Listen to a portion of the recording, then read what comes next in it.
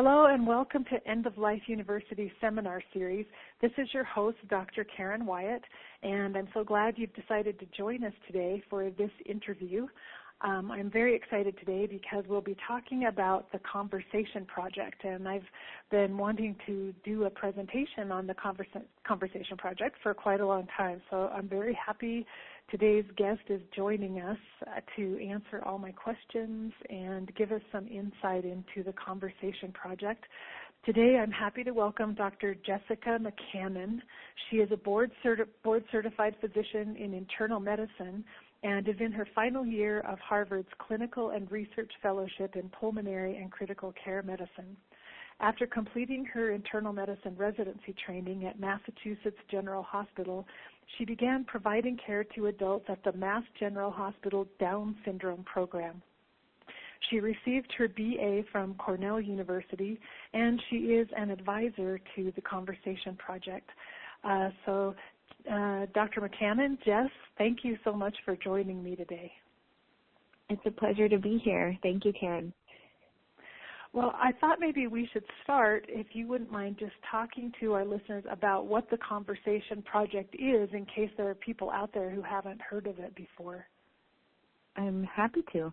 So the Conversation Project is, I never know whether to call it an entity, an organization. It's essentially a group of people, but a group of people that has now expanded and I think sort of across the country and internationally, who are dedicated to helping people talk about their wishes for end-of-life care.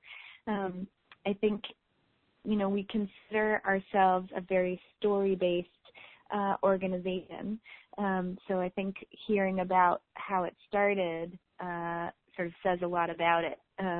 Ellen Goodman, who I think many people know for her outstanding writing skills, was the founder of the Conversation Project, and it started in 2010. And essentially, it was after Ellen lost her mom, and was reflecting on what her experience was like. Death and dying were things that she had written about but never lived through. With loved ones, and I think it made her it gave her pause, and I think she gathered together professionals in media, clergy, medicine to really just share personal stories of good deaths and bad deaths within their own families with the hope of really trying to make things better. I think she recognized, as many of us do, that there is such a taboo about talking about death and dying. So again, sort of coming back to what we hope to do at the Conversation Project, which is really just helping people talk about the end of life and hopefully empower people not to shy away or be scared of it. Because I think only when we embrace it as a natural part of life can we really make progress and make sure that people are dying in the way that they choose. Mm-hmm. And I so resonate with that because for this past year, as I've been doing these interviews, they really are conversations with people about the end of life, and I find it very enlightening and inspiring, but also for myself personally, it's very helpful. The more you learn about the end of life and death and dying, the less fear you have. And so I think the idea of storytelling and sharing our stories, I think that's a perfect way to help our society be less in denial about death and dying. Exactly. And I was wondering, Jess, how you got involved with the Conversation Project, or what motivates you to be part of it. Yeah, sure. The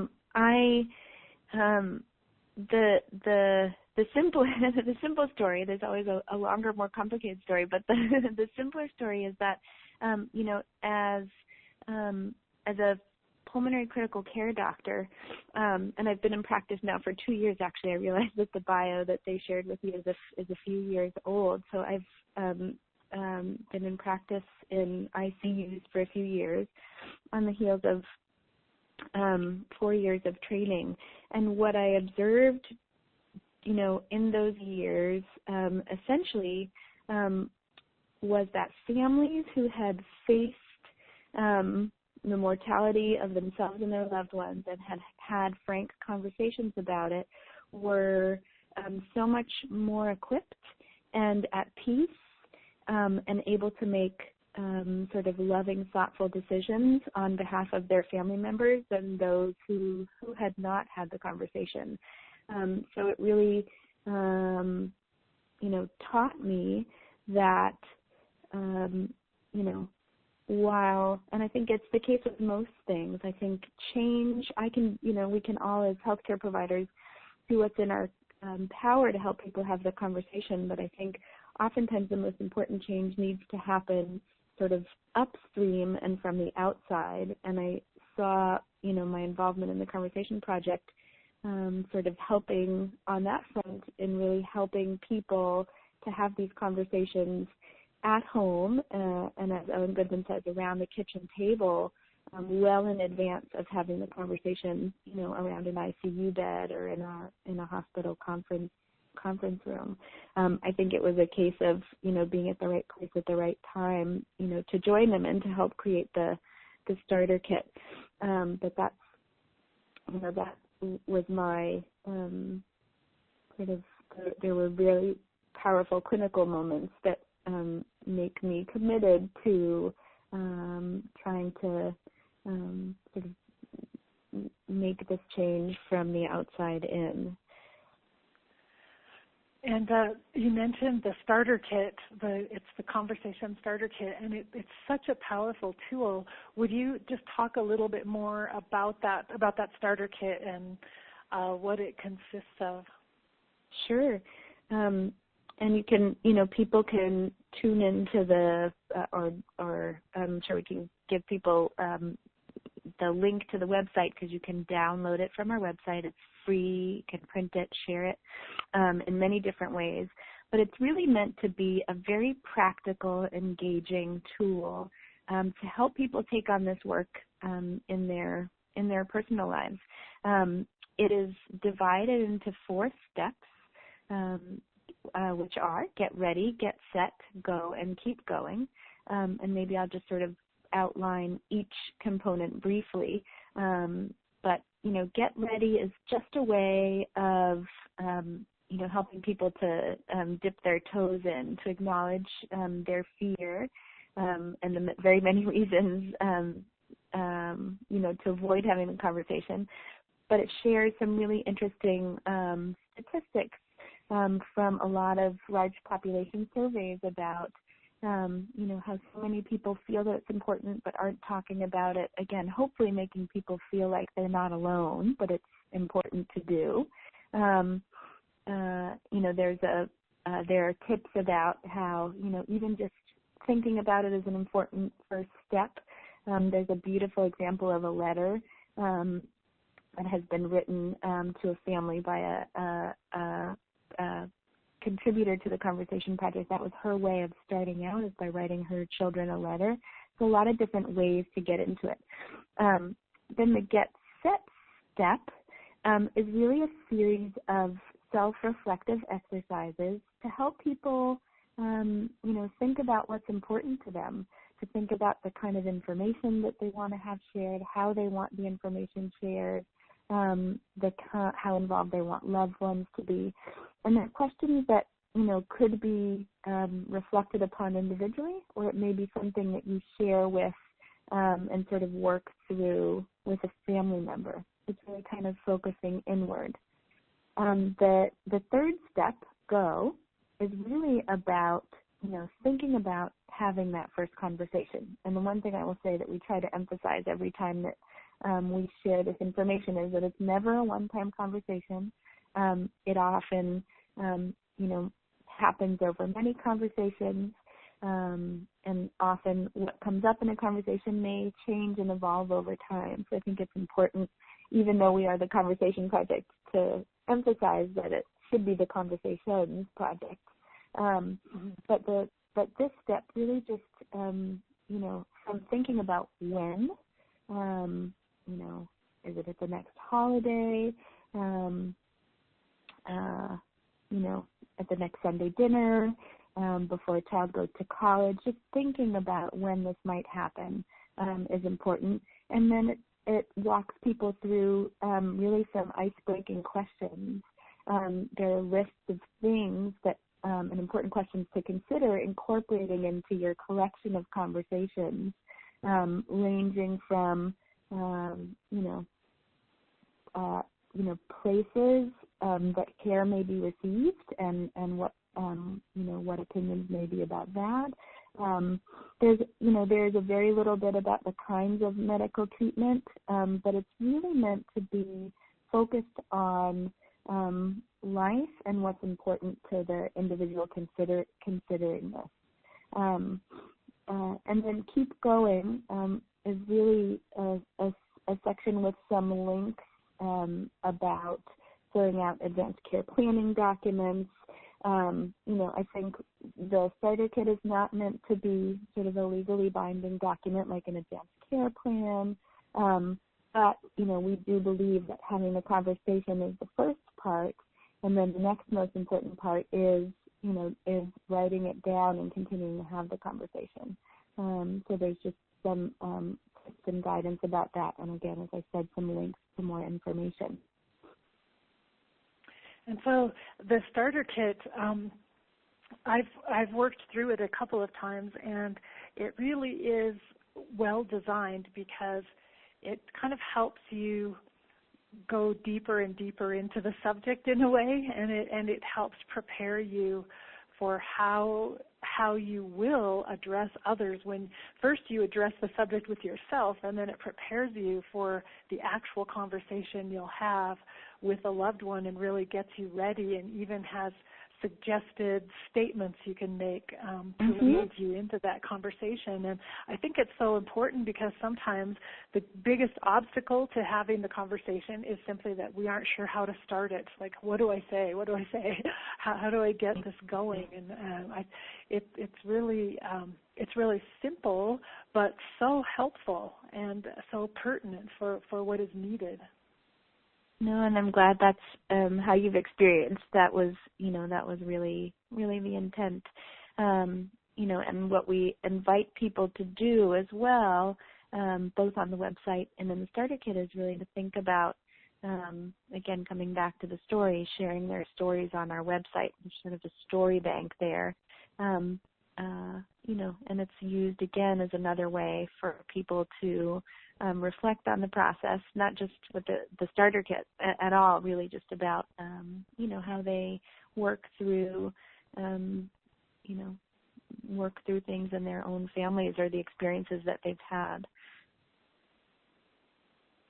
Yeah, and one thing that I noticed on the website is that there's also a PDF for people to download on how to talk to your doctor, and I think that's really important too for patients to be given permission to bring these same issues, bring all of this up with their own doctor, so that they have really taken that next step to ensure that they can get the kind of care that they need. Yeah, no, that's one of my favorite pieces. I think it has, the most. I think the pieces with the most downloads have definitely been the starter kit. I think the how to talk to your doctor kit has there have been some slow upticks, but it's something that I do feel really important about, because I think unfortunately many medical professionals feel just as frightened and scared and anxious about bringing this up in the clinical realm with their patients, and sometimes need to be educated by their patients. So it's really meant to empower people. So I'm glad you checked that out. Yeah, I think it's so important for patients to be able to bring the topic up with their doctors, because from the doctor's perspective, if the doctors really have no idea when will this person be ready to talk about it. And so the doctors feel like if I introduce it, the patient may be nowhere close to wanting to even talk about it, and it feels sometimes awkward to the doctor. And I think when the conversation is initiated by the patient, the doctor would probably be happy to talk about it as long as they know this is really what the patient wants and what they want to hear about. Exactly. Yeah. Along those lines, as a primary care physician, my suggestion to any patient who wants to bring it up is schedule a dedicated appointment just for this subject. So it's not an appointment where you ask about lots of other medical questions, but where you go in just for the purpose of having this one conversation, because that will really give you quality time with the medical provider to really discuss the issues that you want to bring up. Yeah, no, I totally agree. I think with the number of things that people are balancing in what we all know to be these sort of limited visits, I couldn't agree more. Yeah, and I'm interested in the fact that you're on the other end of the spectrum, working in an ICU, so you're seeing patients in critical care situations where there really isn't very much time to have these conversations. You're having to make a lot of decisions in the moment, I'm sure. And so I can understand why it makes a difference for you in your work if people have already had this discussion and already thought through these issues. Definitely. And I think, but I'm very sensitive to, I think, the sort of the burdens in the outpatient setting as well. I think, I see patients in the clinic as well, and I often reflect on, how hard it is for me to feel like I can find the time to do that. And you really have to, because there's so many other, pressing and truly important issues. Again, it sort of comes back to, people making the time with their families. And again, in the chaotic lives we all live, I think, it takes a lot of discipline, I think, and in the same way it takes sort of, that discipline, care, and attention to make the time in all clinical settings. Mm-hmm. Definitely. Well, I know the Conversation Project recently released a new starter kit, a pediatric starter kit, and I wondered if you were involved in creating that starter kit as well. Yeah, and that really came from, one of the things we've prided ourselves on is not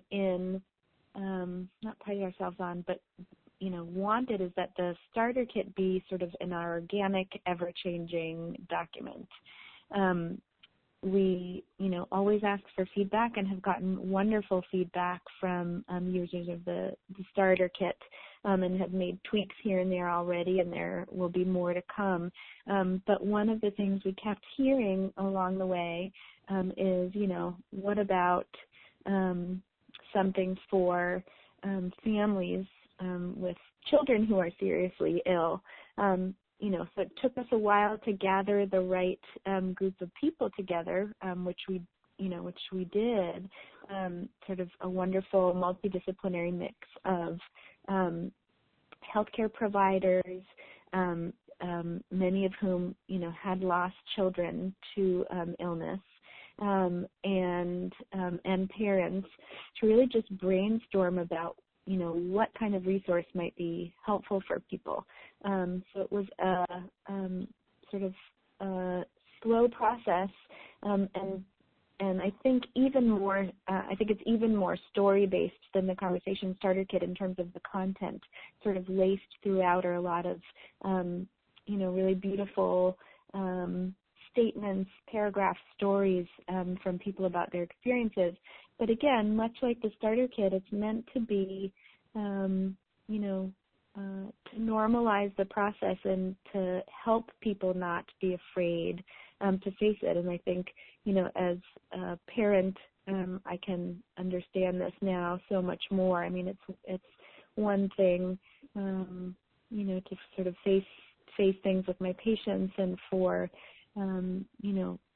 relatives who I anticipate will die as they age, to face the death of a child is almost unfathomable. So it's actually loosely, it organically sort of came together in steps that were much like the conversation starter kit. So there are 4 steps, which are get ready, get set, go, and keep going. And the get ready piece is really, to help people not feel scared, and to share the information and the insight that, while there's not a ton of sort of scientific or medical literature, there's a huge body of sort of stories and anecdotal literature and sort of, I think, more sociologic literature that suggests that people who talk about this with their children openly feel better after their child dies, again, because they've allowed themselves to go there and to help their child prepare. So a lot of it is demystifying. The second step, get set, is kind of into the nitty-gritty of, what do I say? How can I open the conversation? And I think, the important messages that we hope to transmit is that there's no right or wrong way to do it, and that the most important thing is to simply be open and to meet your child where they are. One of the this is a bit of a tangent, but I think it's a story that I think about often.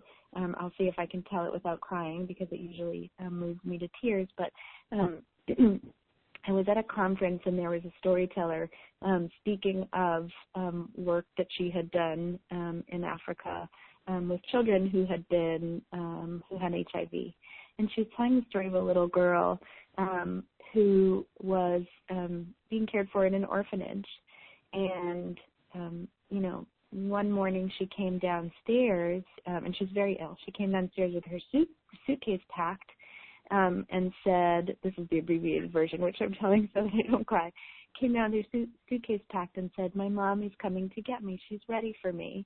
Her mom had died of AIDS, and I'm ready to see her now. And the care providers, tried to, comfort and say, no, she's not, it's not your time. And, the little girl sort of insisted, and that night, truly, completed her packing of a physical bag, and died that night. And, obviously I'm not a professional storyteller, so I can't do that story justice, but what it says, what it tells me, and I've talked to folks who are palliative care professionals with children, is that children have a way of knowing and accepting and being aware of things that somehow as adults we've lost the ability to perceive, and they do so with an amazing absence of fear. And again, this image of this little girl knowing that she was going to die, and she packed her bag and was ready to go be with her mom, in the spiritual sense. Just kind of, I always think about that, and I wish there were a way actually to get adults to connect with that piece of themselves, because I think there's something very unscary about sort of thinking about death in that way. So I really believe that children who are seriously ill probably can teach their parents a lot about this, because I think they are often there and know before they or their parents even talk about it. Those are the kind of things that we hear. So our hope is that we help parents and families be able to go there. There's a lot of obviously, if a child is very young and either pre-verbal or non-verbal, when you're talking about a conversation, it's difficult. But there's a lot of reflection in there as well from parents who have lost children who are unable to speak. I think there are a lot of sort of non-verbal communication that that one can rely on as well. And then the third part, which is go, is really about helping parents think about connecting the content of the conversations and their beliefs and their knowledge of their children with the medical team. So sort of bridging those two worlds. Very practical suggestions about asking to round with the team or alerting a medical team to the list of important things to their child. And I think most importantly, asking a ton of questions. I think there's often fear of being a bother or asking too much, but I think, I think for all the time, but mostly when you're, worrying about your child and the dying process and expectations, I think asking as many questions as possible is so important. So I think it's important to remind parents of that. And then the final piece, which is keep going, is sort of acknowledges that, you've done all this hard work, you've had conversations with your child, you've connected with the medical team. What about actually facing that moment of death? What are things that you can, how you can talk about it, plan for it? And then there's some, I think, also really practical suggestions about thinking about siblings and how they may be experiencing it, and, the whole range of emotional responses of siblings, I think, is interesting to think about. So again, the hope is that it minimizes fear, sort of opens up this realm of conversations for parents and their children, with the hope of, I think minimizing suffering, sort of emotional and otherwise, as we all sort of, travel through that terrain. Mm-hmm. And yes, I like that you emphasize that this pediatric starter kit is really so flexible, and you can use it in any situation with a child that's pre-verbal or cognitively impaired and unable to express their own wishes. That it's a perfect tool for parents and siblings maybe to sit down and use the starter kit for their conversation. Mm-hmm. And so it doesn't just require a patient who's able to respond and able to formulate their own answers to the questions. Yeah, exactly. And this is very much, written for parents as opposed to sort of children and adolescents. There are some great resources out there. There's a 5 wishes, designed for children and adolescents, for example, that we point people in the direction of for that as well. But this is really, designed for, parents and care providers to children at any age and stage of illness. Yeah, the way I have looked at the starter kit, the conversation starter kit for adults, and I think the pediatric one is probably similar, is that it's really should be the first thing that people go to, because it really helps you formulate your own ideas and understand what it is, what your feelings are and your thoughts around death and dying and what it is that you want. And after you've completed the kit and then had conversations, then you can move on to completing the legal documents, like whether that's 5 wishes or some other advanced directive, because you will already have some clarity around what it is that you do want, and you'll be able to state it better in those other documents after doing this process. Exactly. I think one of the things that I find myself saying most often, because I think there's so much discussion and important discussion around, a healthcare proxy or durable power of attorney, as I think it's called in other states.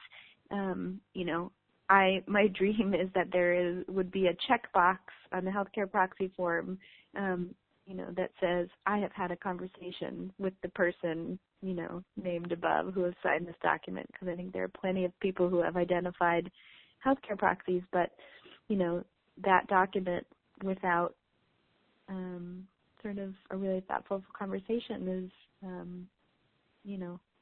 I think loses a lot of its power. Yeah, there's, I had to go ahead.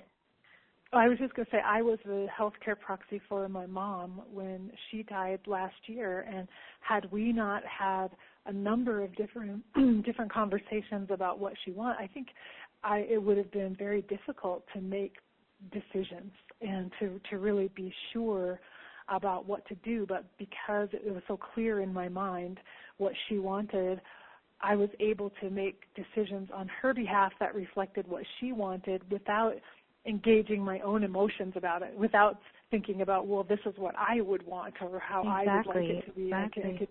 I could fully make choices that represented her and what I knew she had expressed to me. Yeah, no, I'm glad that was the that you were able to care for her in that way. I'm sorry for that loss, but that's I think that it's wonderful that you guys were able to prepare in that way. Yeah, it's one of the things that inspires me to want to put this information out there so that other people will recognize too. As you said, when we prepare in advance, it's an easier transition to go through when we're ready for it and when we have had the conversation. Exactly. The other story that, this was making me think about was a few weeks ago I was on service and caring for an older gentleman, and a very devoted son who was at his bedside almost constantly. And we had tried to initiate conversations about this with them, and they preferred not to talk about it just yet, but wanted some resources. And I was glad to be able to offer the conversation starter kit to them because I think it's, they wanted it to be focused on their life outside of the hospital, and their intention was to, have some group reflection and then,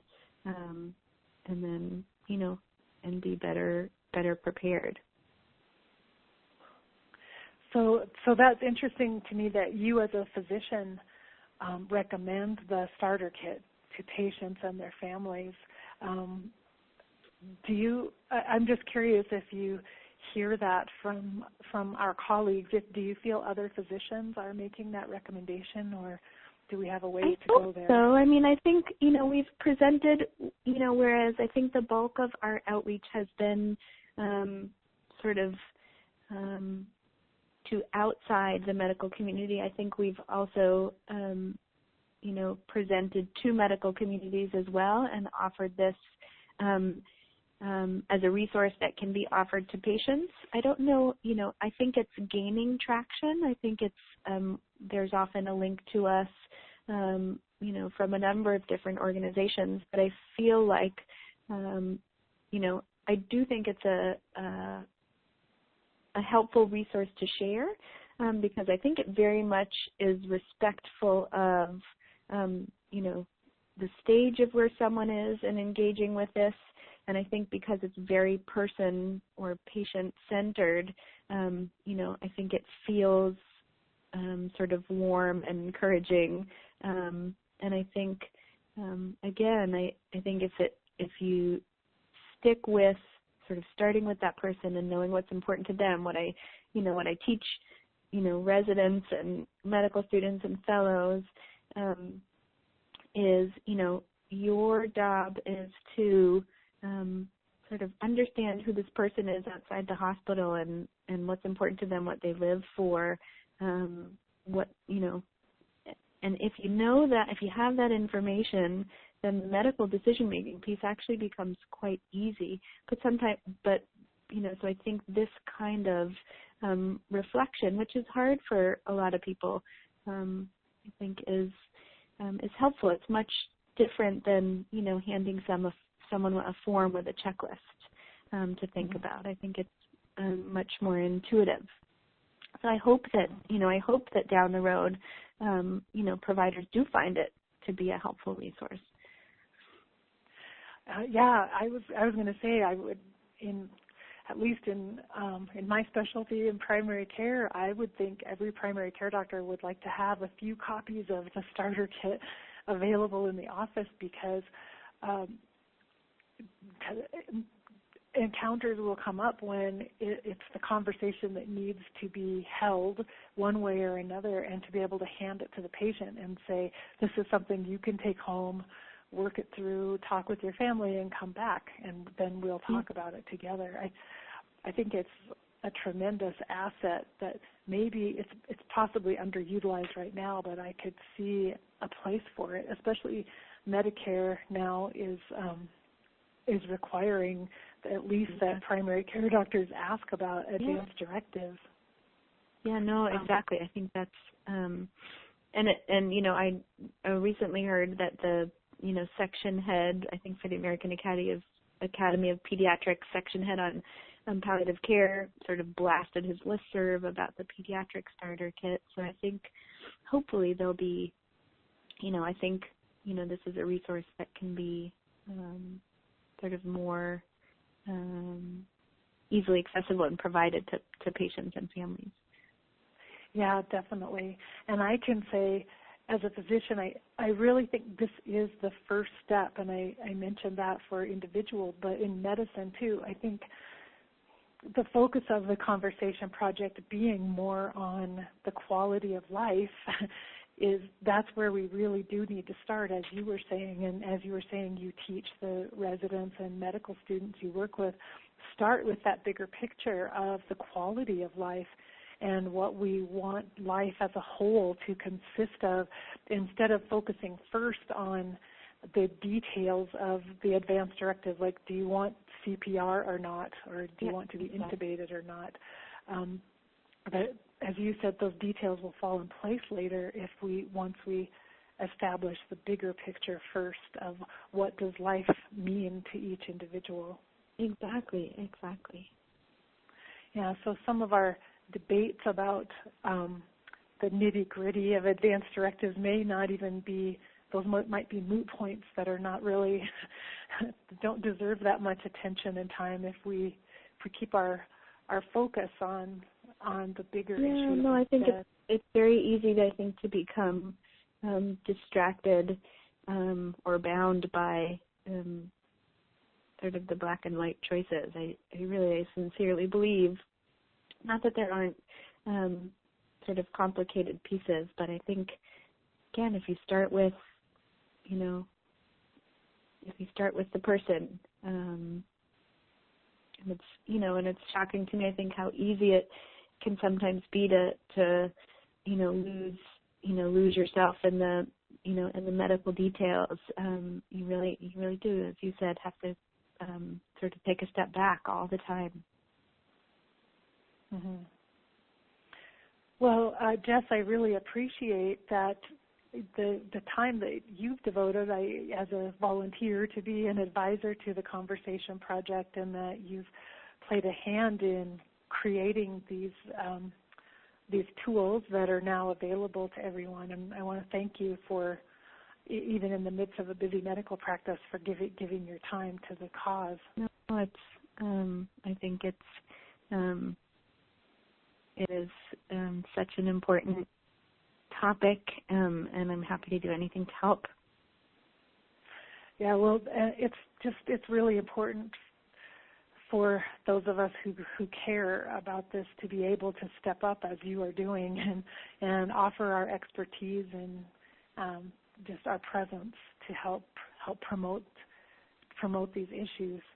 I wanted to just remind our listeners that they can download the Conversation Starter Kit, the Pediatric Starter Kit, the PDF about talking to doctors, all on the website, which is, am I correct, theconversationproject.org? You got it. Okay. So And also, if you were mentioning stories, is there a place on the website to read stories or listen to stories? It's both. So if there's a tab that says Your Stories, and you can sort of search for stories with a particular subject or by kinds of relationships, and then there's a link to actually share your story, and you can type it up. You can include a photo, and they're really beautiful. I think it's nice to be able to know that that your personal experience can help and provide strength to others. Yeah, so that would be a nice place to spend some time, really, just Definitely. listening to some of those stories, and maybe even someone who's ready to complete the starter kit for themselves, but unsure about it. Probably listening to the stories would really help reassure them to keep going and move forward with it. Definitely. So that is theconversationproject.org. Don't leave off the theconversationproject.org. And so I really do encourage listeners to, if you haven't visited that website, to go there, download the starter kit for yourself. It's a great exercise even just to go through it and just to answer the questions and think about it. You don't have to be terminally ill or facing the end of your life right now. I think it's a good exercise for any of us, really, at any age, to go through the questions and think about them. Yep, and I think the earlier, I couldn't agree more, the earlier the better, just to start educating yourself, whether it's for you or someone you love, it's going to be something we all experience. Yeah, definitely. And it's really simple, and it's actually, I found it enjoyable to work my way through the questions in the starter kit, and just to think things through and decide how I would answer those questions. So for me, I enjoyed filling it out for myself. We're thrilled to hear that and hope that others have that experience. Our website has recently gone through some redesign too, and the one thing that I want to just encourage people to do, whether about the website or about any of the resources, there's contact information on the website. For feedback, we want to hear about your experience with the tools so that we can make them better, more relevant.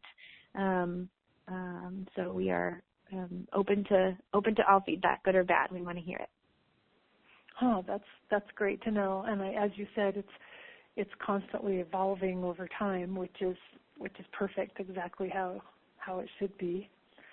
So, Dr. McCannon, Jess, I want to thank you so much for taking time out from your busy schedule just to help us all learn more about the Conversation Project and the starter kits that are available. I really appreciate you being here. My pleasure, Karen. And if we can, help in any other ways or anybody has questions, please let us know. Well, I wish you the best in your medical practice. And I want to thank the listeners today who tuned in for giving us your time as well. And I do encourage you to go on the website for the Conversation Project, listen to some stories, download the starter kits, and work with that a little bit. So thank you again, Dr. McCannon, and thanks to all the listeners who've been here today. And we'll see you in about 2 weeks for the next interview. Until then, take care. Goodbye. Bye, Karen.